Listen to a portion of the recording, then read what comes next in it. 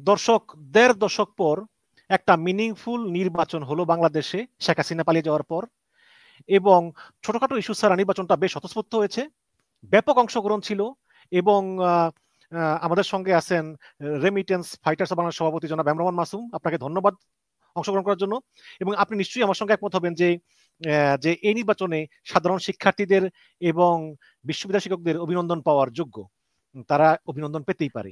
এবং এখন পর্যন্ত যা রেজাল্ট আমরা পেয়েছি তাতে যদি খুব বেশি গরমিল না হয়, শিবিরের বিজয় সুনিশ্চিত, শিবিরের সাদিক কাইয়ুম এবং ফরহাদ এদের বিজয় সুনিশ্চিত। কিন্তু আপনার কাছে কি মনে হয় যে হঠাৎ করে শিবিরের ক্যান্ডিডেটদের এই বিজয় আসলে কারণটা কি? যাদেরকে পাকিস্তানি বলা হয়, তুমিও জানো আমিও জানি সাদিক কাইয়ুম পাকিস্তানি, এরকম স্লোগান দিয়ে ব্যাপক প্রোপাগান্ডা ছড়িয়ে তারপরও কেন শিবিরের বিজয় ঠেকানো গেল না? কি মনে হয় আপনার?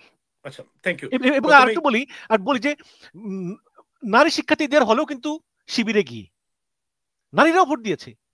জি, আচ্ছা, থ্যাংক ইউ মিশন ভাই। প্রথমেই ধন্যবাদ দেই ঢাকা বিশ্ববিদ্যালয় কর্তৃপক্ষকে এত সুন্দরভাবে একটা নির্বাচন, বাংলাদেশের সারা বাংলাদেশিরা যার যেদিকে যে নির্বাচনের দিকে তাকিয়েছিল সেই নির্বাচনটাকে সুচারুভাবে এবং সুন্দরভাবে দু একটা বিচ্ছিন্ন ঘটনা ছাড়া, যেগুলো আমাদের বাংলাদেশিদের অভ্যাস, সুতরাং এটা হবেই নির্বাচন হয়েছে। এবং প্রথমেই অভিনন্দন জানাই যারা বিজয়ী হচ্ছেন, এবং আমরা ধরে নিতে পারি যে শিবিরের প্যানেল বর্তমানে আপনার সুনিশ্চিত বিজয়ের পথে এবং ল্যান্ডস্লাইড ভিক্টোরির পথে তারা। তাদেরকে অভিনন্দন। এবং যারা ছাত্র দলের প্যানেল যারা আছেন তাদের প্রতি সমবেদনা, এবং আমি মনে করি, অনুরোধ করি, ব্যঙ্গে পড়বেন না। মাত্র 1 বছরের জন্য নিজেকে মেলে ধরতে পারলে আর আগামী বছরই অথবা আমরা ঢাকা বিশ্ববিদ্যালয়ে আপনার ছাত্র দলের প্যানেলকেই দেখতে পাবো বিজয়ী হিসাবে। সেটা গেল। প্রথমে বলি, আপনি বলছেন যে কেন বাংলাদেশের আপনার মানুষ বা ছাত্রছাত্রীরা, এই নতুন প্রজন্ম এত প্রপাগান্ডার পরেও, মানে যাদের বিরুদ্ধে যুদ্ধাপরাধ, যাদের বিরুদ্ধে 71-এ বাংলাদেশের বিরুদ্ধে অবস্থান মানে মানে করা, সেই দলকেই তারা এত স্বতঃস্ফূর্তভাবে বেছে নিলেন।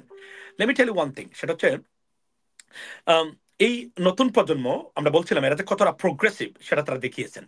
তারা যে পুরনো দাঁতের এই বিভাজিত বা বিভাজনের রাজনীতি এবং অল ফ্যাশনড এন্ড ভারতীয় প্রপাগান্ডা বা ইস্যুটাকে তারা যে কোন অবস্থাতেই কানে নেননি সেটা তারা প্রমাণ করেছেন। তারা প্রমাণ করেছেন যে 1971-এর 71 নিয়ে রাজনৈতিক ব্যবসা এটাকে আমরা না বললাম।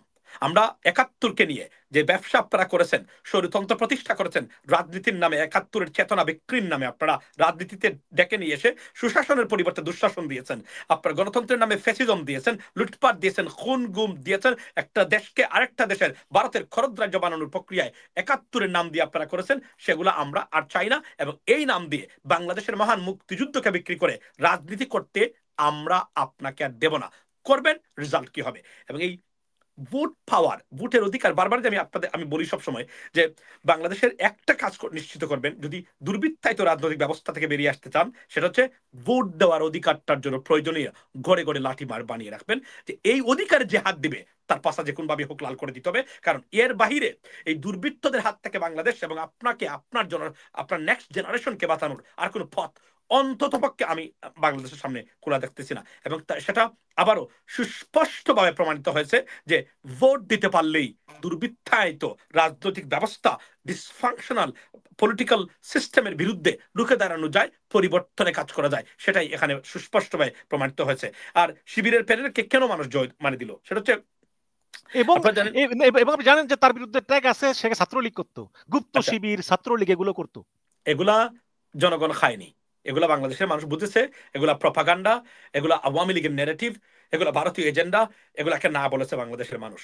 এবং এখানে একটা জিনিস প্রমাণিত হয়েছে, সৎ এবং যোগ্যতাকে মানুষ সবচেয়ে বড় ভাবে দেখেছে, শান্তি শান্তি এবং সমৃদ্ধকে এবং ট্রাস্ট, এই জিনিসটা, এই বিষয়গুলা সবচেয়ে বেশি প্রাধান্য পেয়েছে শিবিরের প্যানেলের মানে আপনার এই মানে সুনিশ্চিত এবং ল্যান্ডস্লাইড যে ভিক্টরি, এটার পক্ষে।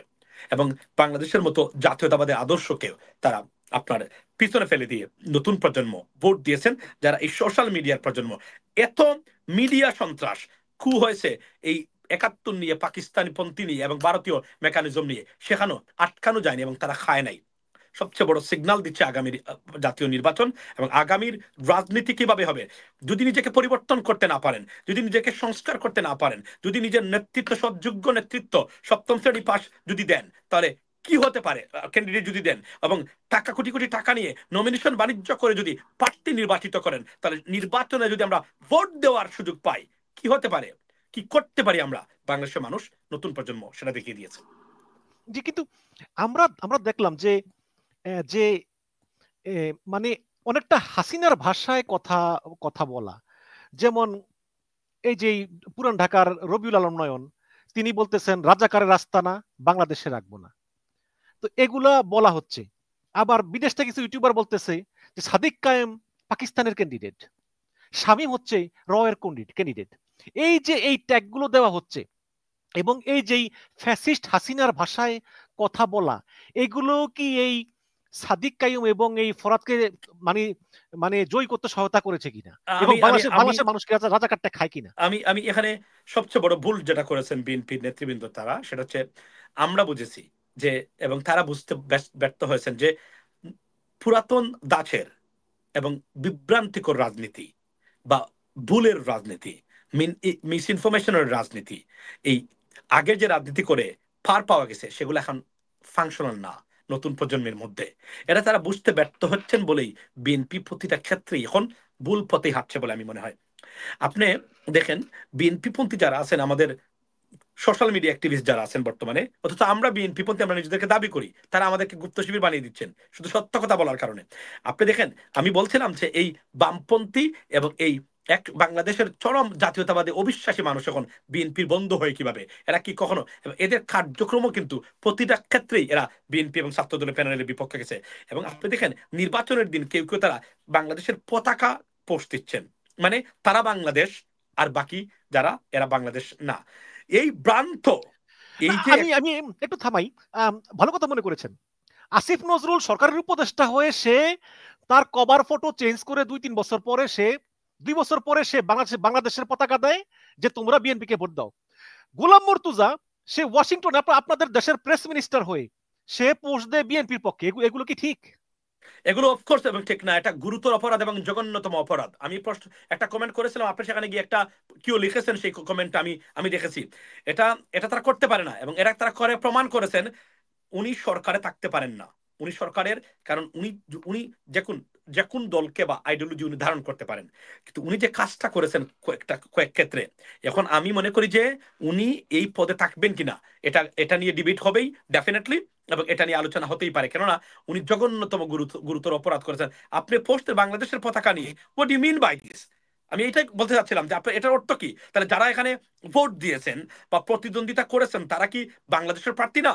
এই ধরনের ভারতীয় ন্যারেটিভ আপনাদের কাছ থেকে আসে, এটা খুবই লজ্জাজনক এবং দুঃখজনক এবং এট দ্য সেম টাইম এটা খুবই ডেঞ্জারাস বলে আমি মনে করি। এবং এই বিষয়টা তদন্ত হওয়া দরকার এবং তাদের বিষয়ে কথা বলা দরকার। আমি মনে করি আমরা কথা বলি নাই, এখন যারা বলেছেন এর আগে, আমি নাম বলি পিনাকিদা, ইলিয়াস ভাই, তারা বলেছে, তারা এখন তারা যে সঠিক এই দুজনের ক্ষেত্রে সেটা হয়তোবা উনারা নিজেরাই প্রমাণ করেছেন এই মানে 2 দিনে। কিন্তু উভয় পক্ষেই আছে, যেমন এই সাদিক কাইম এবং এই ফরাদকে মানে পাকিস্তানি ট্যাগ দেওয়া হয়েছে, আবার শামীমকে আবার বলা হয়েছে যে সে রয়ের এজেন্ট। আবার ছাত্রদল তাদের ক্যান্ডিডেটকে বলেছে যে এরা বাংলাদেশি ক্যান্ডিডেট। এগুলো হয়তো বিভাজন সৃষ্টি করেছে।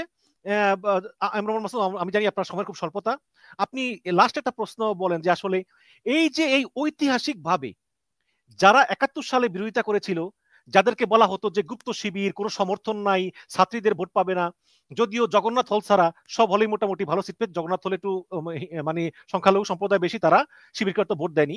কিন্তু এখন আপনার কাছে প্রশ্ন যে এই নির্বাচনটা জাতীয় নির্বাচনে কি প্রভাব ফেলবে এবং জামাত ইসলামের পিআর এর দাবিটা কি আরো মজবুত হলো কিনা?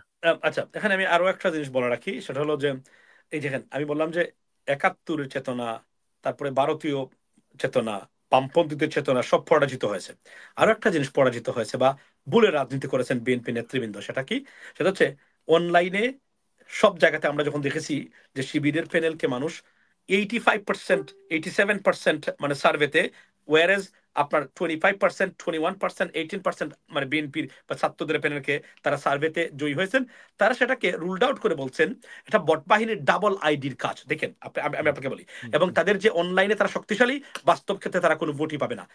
এটা যে ভুল সেটা আমরা বলেছিলাম, এবং এটা যে সত্যিকার অর্থে কতটা ভ্রান্ত ধারণা নিয়ে তারা ছিলেন, সেটা এই ভোটের মাধ্যমে সেটা আবারও প্রমাণ হলো। এবং সত্যিকার অর্থেই যে গতানুগতিক রাজনীতির বিরুদ্ধে মানুষ দাঁড়িয়েছে এবং পরিবর্তন চায় মানুষ, সেটা এই নির্বাচনে ভোট দিয়ে নতুন প্রজন্মের ছাত্রছাত্রীরা তারা দেখে দিয়েছে যে আপনারা যা বলতেছেন ঘটনা সত্য না, সত্য হলো আপনাদের এই এই গতানুগতিক অল ফ্যাশন ডিসফাংশনাল পলিটিক্যাল সিস্টেমের প্রতি আমরা we say no, that is what exactly proved in this তাহলে কেস।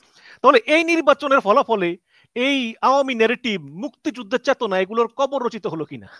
আমি আমি বলেছি আমার লাইভেও যে আজকের ৭১-এর খবর, ৭১-এর মিথ্যা চেতনার এবং রাজনীতিতে বাংলাদেশের মহান মুক্তিযুদ্ধের আদর্শ চেতনা, ওই ইতিহাসকে নিয়ে ব্যবসা করার যে অপচেষ্টা চলছিল, সেটার খবর হয়তো এখান থেকে রচিত হলো আজকে। এবং আমি আপনাদেরকে আবার বলছি, যদি বাংলাদেশের আগামী ইলেকশনে বাংলাদেশের সাধারণ মানুষ কালো টাকা পেশি শক্তির ঊর্ধ্বে উঠে ভোট দেওয়ার সুযোগ পায়, সেটা আরো মারাত্মক এবং ভয়াবহ প্রতিফলন আপনি দেখতে পাবেন। যে এই ব্যবসায়ী যারা মুক্তিযুদ্ধকে মানে আপনার মানে এই চেতনাকে নিয়ে চেতনা বিক্রি করে খাওয়া এবং আপনার এই এই এই গণতন্ত্রের নামে স্বৈরতন্ত্র এবং আপনার সুশাসনের নামে অপশাসন দুঃশাসন প্রতিষ্ঠা করে লুটপাট প্রতিষ্ঠা করেছিলেন, তাদেরকে কিভাবে মানুষ প্রত্যাখ্যান করে ভোটের মাধ্যমে, যেহেতু একটাই উপায় হলো জনগণের মানে কোন সরকার ব্যবস্থা পরিচালনা মানে পরিবর্তনে, তা দেখিয়ে দেবে আগামী ইলেকশন। আপনি লিখে নিতে পারেন, you can bet on that. তাহলে আপনার কথা অনুযায়ী আগামী নির্বাচনে আমরা একটা বড় চমক দেখতে পাবো। জনাব ইমরান মাসুদ, আপনাকে অনেক ধন্যবাদ আমাদের অংশগ্রহণ করার জন্য। তবে আমি বলে রাখি শেষ সময়, থ্যাংক ইউ সো মাচ। যারা আছেন, যারা দেখবেন এই অনুষ্ঠানটা, আপনাদেরকে আবারও বলি, আপনারা ভোট দিতে পারলে স্বৈরতন্ত্র এবং এবং এই এই অপতন্ত্র কিভাবে পরিবর্তন করা যায় সেটা আমি বারবার বলছি, বছর পর বছর বলে আসছি, এখন প্রতিদিন বলছি, আমি আবারও বলছি, গড়ে গড়ে লাঠি বানিয়ে রাখবেন। সে লাঠি কি? আপনার ভোটের অধিকার যদি কেউ কেড়ে নিতে আসে আর আপনার বিচার বিভাগে কেউ আঘাত করে, কারণ এই দুইটা প্রতিষ্ঠান বেঁচে থাকলে আপনি বেঁচে থাকবেন, আপনার আপনার জনসাধারণ, আপনার পরবর্তী প্রজন্ম বাংলাদেশ শান্তিতে এবং বসবাস করতে পারবে, একবেলা যদিও সে খায়। আর এই দুইটা যদি তারা নিয়ে নেয়, আপনাদের আর কোনো হোপ বা আশা বাংলাদেশের অন্তকে নাই। আপনাদের প্রজন্মের অবস্থা আপনাদের চেয়ে ভয়ঙ্কর আকার ধারণ করবে এই আপনার এই এই এই দুর্বৃত্তায়িত রাজনৈতিক ব্যবস্থা এবং এই দুর্বৃত্ততের কারণে। তার ইজ আবার মাসুম ভাই, আমরা যখন আরো ছোট ছিলাম, খেয়াল আছে ওই যে ৯০ নির্বাচন, ৯৬ নির্বাচন, আমরা আমরা মুড়ি নিয়ে বসতাম, খই নিয়ে বসতাম, কি আনন্দ, কি উত্তেজনা! সেই উত্তেজনার কিছু স্বাদ আমরা আজকে রাতে পেলাম। Definitely definitely. এবং কারণ আমি আমি বললাম না যে আমি প্রায় ৩টা ১৫ মিনিটে মানে রাত ৩টা ১৫টাতে ঘুমাতে গেছি, ৭টাতে আবার উঠেছি আমি, যে তোমার কাজ ছিল আমি। সুতরাং আপনি কল্পনা করেন যে আমি এত বাংলাদেশের চ্যানেল একদিনে খবর এবং বিভিন্ন ক্লিপ আমি দেখি নাই আমার জীবনে, এই প্রথম আমি দেখলাম। তারপরে আমার পোস্ট আমি লিখেছিলাম রাত্রে, আমাদের সময় রাত ২টা ১২তে, বাংলাদেশ সময় দুপুর ১২টাতে, যে আমি আমার পর্যালোচনা করে আমি দেখেছি আপনার, যে আমার মতে এখানে আমাদের এই ইলেকশনে সবচেয়ে মানে মানে বড় ধরনের মানে অর্থাৎ ইতিহাস সৃষ্টি করে আপনার জয়ী হচ্ছেন আপনার এই আপনার শিবির প্যানেল। এটা আমি এই পর্যালোচনা করি, এটা আমি বলেছিলাম। আমি আপনাকে আমি দেখাই যে আমি এই পোস্টটা কখন আমি দিয়ে গেছিলাম, আপনি দেখেন, যেহেতু অনুষ্ঠান আমাদের চলতেছে এর মধ্যে লাইভ।